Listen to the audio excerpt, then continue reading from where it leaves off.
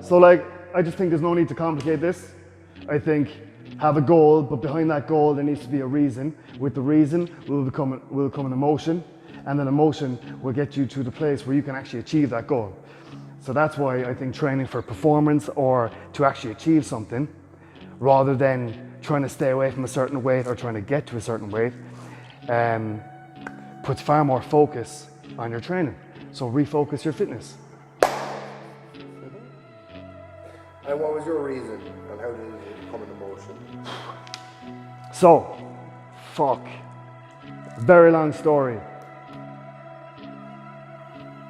You know, when I was in sixth year and I thought rugby was the be all and end all, and suddenly it wasn't, and suddenly school started going askew. You realize, I realized I reacted in a certain way. I was like, without rugby, without school, what am I going to do? You start getting called names, it goes along that lines. You don't want to feel like that again, you know? You don't want to actually attract that attention, like for being a little bit heavier, for being a little bit out of shape or whatever. So that definitely had an impact. However, it shouldn't have. I think image is such a, you know, it's such a fickle way of looking at things these days that there got to be something else that is going to drive you, because again, if it is image, if it is the way you look, that's a goal that is somewhat unachievable in the day and age that we are in. You know, like, it went from one thing to the next in school, because it wasn't like life in any way was falling apart, but like you thought it was, because you're in a certain area of your life, you're underperforming, be it school or sport or whatever it is, and you react a certain way. Fitness was my outlet, and it made me feel good, you know? I mean, I would have still gone, no matter which way you look, no matter how much weight you're losing, it's just that way it made you feel. When you were done your session, no matter where it was or who you were with, it just gave you a purpose, and you just couldn't wait to go back for more.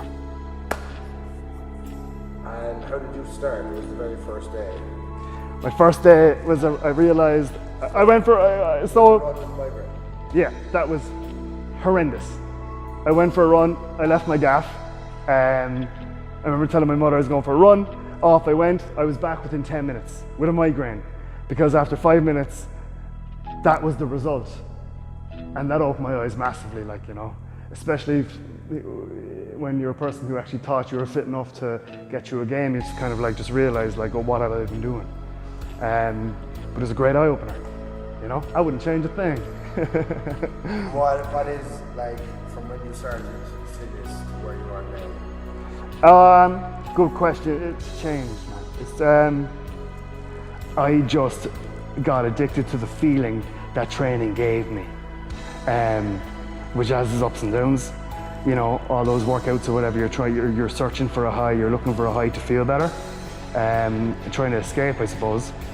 But like, when you actually, to a point actually where I was actually dreading going to the gym, going to get my session done, but like it was just that after, obviously we're all aware of the feeling that training gives you, but like, I think my point is that like you can actually look forward to your training and get just as much out of it without actually dreading going to the gym, because you have to exert in a way where you think you have to that high massive intensity. That's not a necessity, you know? Like, some days will be tough, some days will be tougher than others, but it's like most days you should enjoy going in there and getting it done. You know? I think that's it, you know what I mean?